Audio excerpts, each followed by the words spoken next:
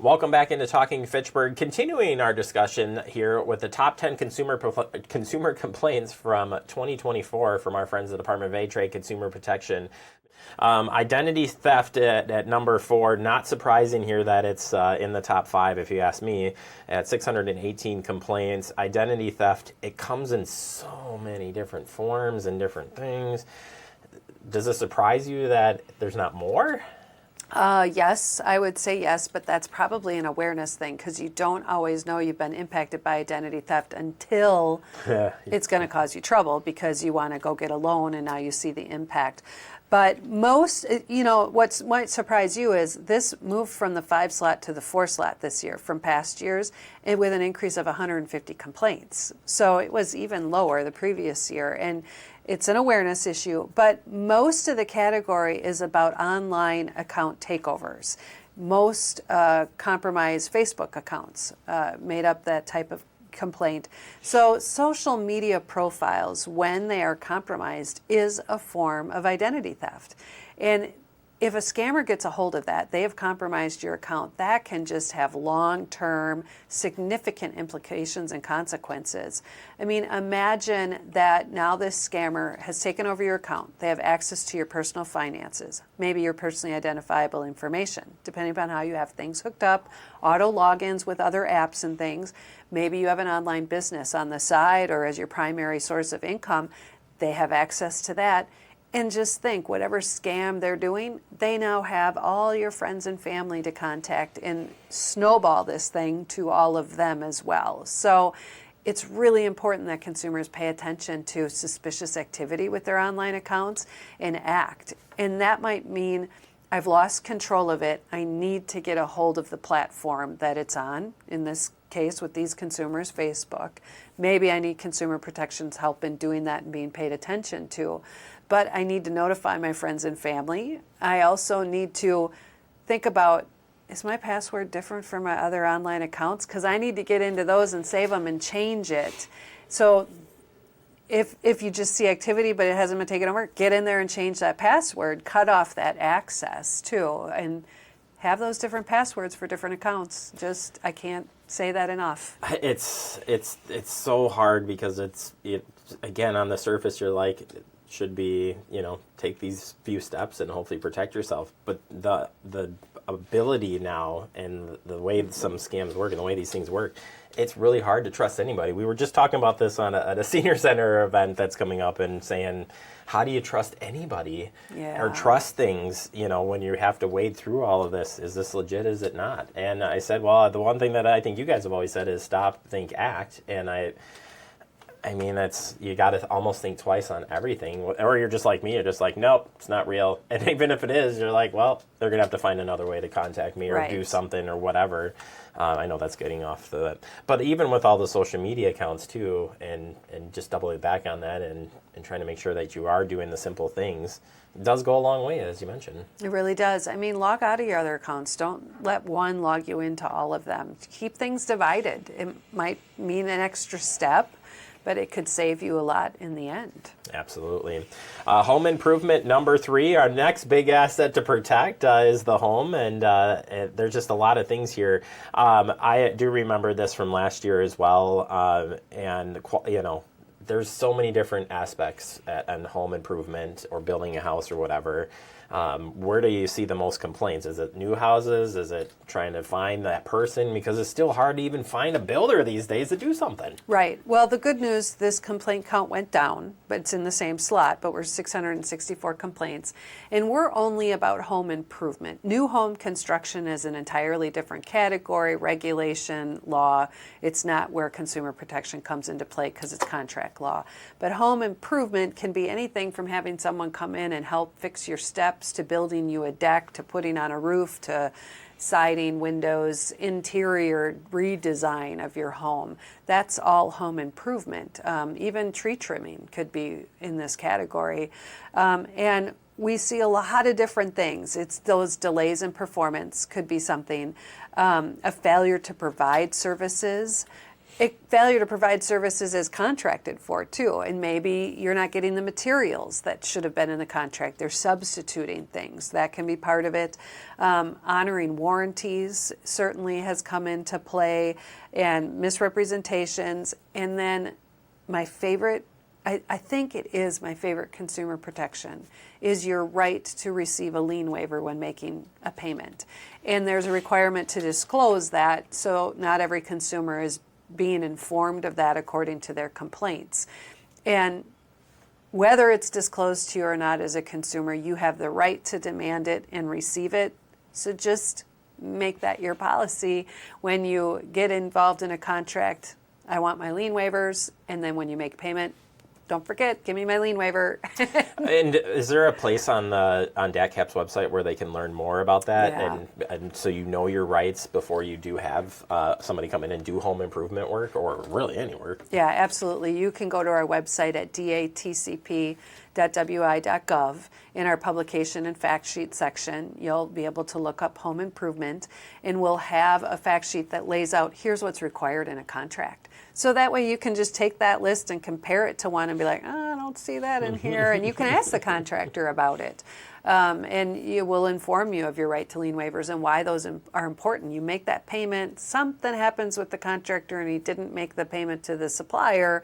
Well, you have the lien waiver, you made your payment, maybe it's the subcontractor, but you have protection then. I wonder too, I just suspect that this keeps growing because there's still not enough supply and demand with housing and stuff. So people are staying in their homes longer. They're trying, doing more updates and doing that thing. So, I think as you look at this list, as somebody is listening to this interview, like, man, what do I do with all this information? Knowing that these are top issues, when you're delving into one of these areas, i.e. home improvement, doing the research up front before you get these projects going and stuff, or before you make the purchase, doing social media, whatever, doing that upfront homework or reading into it is so important. It really is. And I think one of the reasons it stays in the top of the list, and has for the time I've been at the agency, which is becoming long now, and it's a serious issue. It's a high dollar value issue for most people in the percentage of things too. I mean, some can afford to build those steps themselves. Some can barely afford to have someone else build them, and for someone else, but it's this involvement. It's a time involvement to find that person. Whereas maybe you bought that windshield wipers, and they weren't what you thought and don't fit your car, but because it's $20, you're like, whatever, I'm not going to complain. I'm just going to find someone who has them or put them in the garage sale. But with a home improvement contract, they're not usually low dollar value situations, and that can be more impactful for some than others. And it's an area where you're going to file that complaint and get resolution. Plus, then maybe you don't have any steps on the front of your house, and so now it's an issue you still need to deal with to find somebody else to get them built. Well, and I think that's part of it too, right? Is trying to find that reputable person or company or whatever, and if there are out there and they're really busy and having a hard time, and you're like, well, I want it now, so I'm going to look for whatever I can find, you could put yourself into trouble. Nevertheless, I think doing the homework, again, key to success here at this interview, but definitely can go a long ways. Number 2, telemarketing. Oh boy, number 2. Again, to me, not surprising. It seems like robocalls and text messages and it just never ends. Well, what do we talk about every month? The scam that's circulating by phone, by email, by text message, and so. No, it doesn't ever end. But the number is pretty small. It's shrinking, 1,513 to be exact. Only. And so these leaders are the phishing and the spoofing and the imposter scams that are out there. There's still the do not call registry, and so there are legitimate telemarketers who may not be following that, and we get those complaints as well. Individuals who might be harassed by calls, robocalls, they're all there.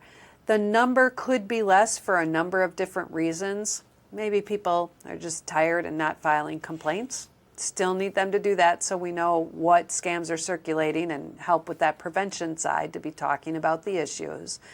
But also, it could be they're relying on and using the technology advancements that have come into play. Our cell phones are smarter now. They are blocking things. They have anti-spam software. Telecommunications providers are authenticating calls and labeling them as scam likely, unknown caller, different labels by providers so you know not to pick that up. And that's helpful. And then there still is do not call, and telemarketers honor that, and so you're not getting those calls either.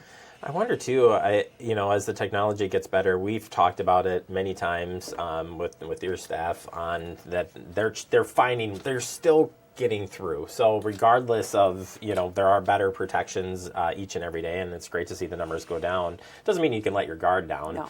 And it's still at what I see at the basic level is they're still getting through.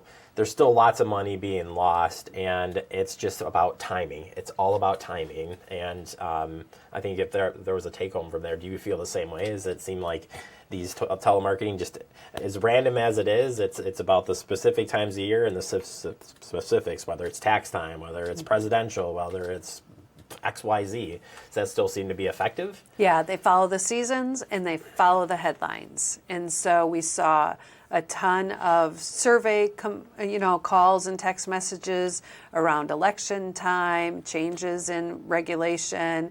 We see utility scams come during the spring and the winter because that's when we need our heat and are most dependent upon that. And scammers we see jury duty scams and law enforcement imposters, IRS scams come. I mean, they follow the headlines and the seasons. So we can almost predict with the crystal ball. True, right? It is true. But we've seen new twists. I mean, certainly we've seen the tolling scams come by text message. We've seen the imposters with primarily on email, the TSA pre-check and travel things with the passports, but they sneak in with text messages as well. And that is still telemarketing, whether it's text or the phone ringing, that is telemarketing. Yeah, and like you said, I think maybe people aren't reporting it, maybe the technology is better, but in any case, in any of these topics today, reporting it is the best way to fight this, right? It's the only way we're going to know what's out there and then try to go after it. Yeah, because not everyone has the latest, best advanced smartphone, and so some are, I'd say, bearing the weight of all the reporting or have the time and are doing the fast track report on our website, whereas others are just, okay, yeah, delete and moving it aside. And that's great. You're not engaging. That's what I really ask. But please, when you have things, let us know so we are sure. Because, one of our topics that we are talking about right now is imposters, big box. Spectrum has certainly had an imposter out there making phone calls, trying to get people's information through a survey tactic. And they have information on their website that this is not us making phone calls. Yeah, no, I think it's one of those things that, you may just push it off to the side, but and for all, you may not even know you're involved in it either. Mm-hmm. So you got to stay educated on that as well. Final one, landlord-tenant issues, sticking to number one, if I remember from last year. Not surprising because, again, I think there's just still a lack of housing. More people are renting or have the ability to rent. And it still kind of seems, if I'm reading this right too, it's in the contracts. It's in the dispute between landlords and tenants, failure to maintain premise, security deposit, return. Things that I think of when we have the annual interview and talk about this. You have your book that you have, right. The tenants' rights and same on the other side as well. But not surprising to you?